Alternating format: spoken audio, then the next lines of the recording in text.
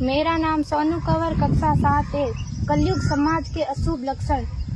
कुटुंब कम हुआ, संबंध कम हुआ, प्रेम कम हुआ, मर्यादा कम हुई, लाज लज्जा कम हुई, विनम्रता कम हुई, समर्पण कम हुए, पुस्तक वाचन कम हुआ, खान पान की शुद्धता कम हुई, बाल कम हुए, कपड़े कम हुए, नींद कम हुई, घी मक्खन कम हुआ, पीतल तांबे के बर्तन कम हुए, भाई भाई का प्रेम कम हुआ, सत्य कम हुआ, अतिथि कम हुए, धैर्य कम हुआ, श्रद्धा और विश्वास कम हुआ, बड़ों का सम्मान कम हुआ और भी बहुत कुछ कम हुआ, जिससे जीवन सहज था, सरल था। संतान को दोष न दे। बालक या बालिका को इंग्लिश मीडियम में पढ़ाया, अंग्रेजी बोलना सिखाया, बर्थडे और मैरिज एनिवर्सरी जैसे जीवन के शुभ प्रसंगों को अंग्रेजी कल्चर्स के अनुसार जीना ही श्रेष्ठ माना।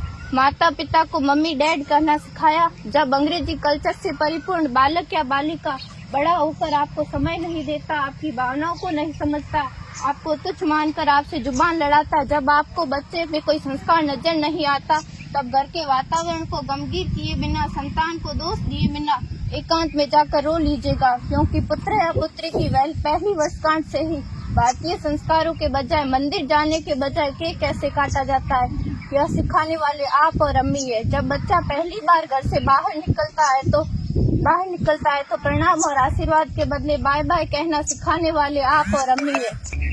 हम परीक्षा देने जाते समय इष्ट देव बड़ों के पैर छूने के बदले बेस्ट ऑफ लक कहकर परीक्षा भवन तक छोड़ने वाले आप और अम्मी है। बालक या बालिका के सफल होने पर घर में परिवार के साथ बैठकर खुशियां मनाने के बदले होटल में पार्टी मनाने की प्रथा को बढ़ावा देने वाले आप और अम्मी है। बालक या बालिका के विवाह के पश्चात कुल देवता देव दर्शन भेजने से पहले हनीमून के लिए फॉरेन टूरिस्ट स्पॉट भेजने की तैयारी करने वाले आप और अम्मी है। ऐसी कई ढेर सारी अंग्रेजी कल्चर्स को हमने जाने अनजाने स्वीकार कर दिया है। अब तो बड़े बुजुर्गों के पैर छूने में भी शर्म आती है। गलती किसकी? मात्र आपके माता और पिता की। अंग्रेजी अंतर्राष्ट्रीय भाषा है, से काम का हेतु सीखना है, अच्छी बात है, लेकिन इसकी संस्कृति को अपने जीवन में उतारने की तो कोई बाध्यता नहीं थी। अपनी समृद्ध संस्कृति को त्याग कर नैतिक मूल्यों, मानवीय संवेदनाओं से रहित अन्य सभ्यताओं की जीवन शैली अपनाकर हमने क्या पाया?